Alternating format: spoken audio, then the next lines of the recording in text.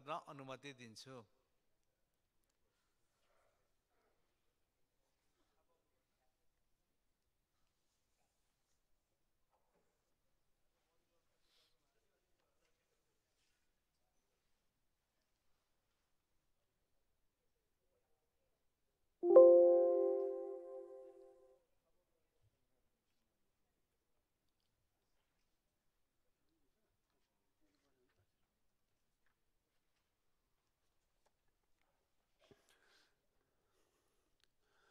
सम्माननीय सभामुख महोदय, विश्वव्यापी रूपमा भइरहेको पूर्वाधार विकासमा तीव्र प्रतिस्पर्धा, जलवायु परिवर्तन, सूचना प्रविधिको बढ्दो पहुँच एवं नागरिकको अपेक्षा अनुसार पूर्वाधारमा लगानीको आवश्यकता वृद्धि भइरहेको छ। नेपालमा लगानीको आवश्यकता र सम्भावना सम्बन्धमा भएका विभिन्न अध्ययनले आगामी दशकमा रु 100 खर्बभन्दा बढी लगानी आवश्यक पर्ने देखिएको छ। विगतको तथ्याङ्कबाट नेपालमा पूर्वाधारमा वार्षिक रु 2 देखि 3 खर्ब मात्र लगानी भइरहेकोले लगानीको आवश्यकता र उपलब्धिका बीचमा रहेको कमी परिपूर्ति गर्नको लागि लगानीका नवीन स्रोत र उपायहरूको आवश्यकता रहेको छ।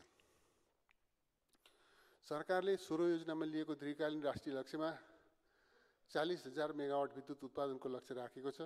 यस लक्ष्य अनुसार विद्युत उत्पादन, प्रसारण तथा वितरण प्रणालीको स्तरोन्नति, विस्तार र पहुँच पुर्याउन ठुलो मात्रामा रकमको आवश्यकता पर्ने देखिन्छ।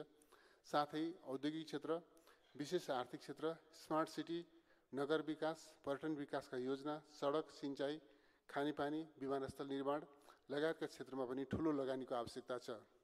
समष्टिगत रूपमा दिगो पूर्वाधार विकासमा कार्य गर्नुपर्ने यथार्थतालाई मध्यनजर गरी पूर्वाधारका क्षेत्र तथा परियोजनाको पहिचान, प्राथमिकीकरण, पूर्वाधारमा लगानीको लागि आवश्यक पर्ने आन्तरिक स्रोत, वैदेशिक लगानी तथा विभिन्न वित्तीय उपकरणहरूको यथोचित प्रयोग, संस्थागत संरचना, अनुगमन तथा मूल्याङ्कन सम्बन्धी सम्पूर्ण विषयलाई समेट्ने गरी वैकल्पिक विकास वित्तका स्रोतहरूको पहिचान गर्न तथा यसको माध्यमबाट रोजगारी प्रवर्धन, दिगो आर्थिक विकास र पूर्वाधार परियोजनामा दीर्घकालीन लगानी सुनिश्चित गर्न र वर्तमान वित्तीय स्रोतको अभाव पूर्ति गर्दै राष्ट्रिय प्राथमिकताका आयोजनाहरूमा स्रोत जुटाउन आवश्यक रहेको र यसलाई आवश्यक कानुनी आधार दिनका लागि वैकल्पिक विकास वित्त परिचालनका सम्बन्धमा व्यवस्था गर्न बनेको प्रस्तुत विधेयक नेपाल सरकार मन्त्री परिषदबाट सङ्घीय संसदमा पेश गर्न मिति 2081-12-25 मा स्वीकृति प्राप्त भएकोले वैकल्पिक विकास वित्त परिचालनका सम्बन्धमा व्यवस्था गर्न बनेको विधेयक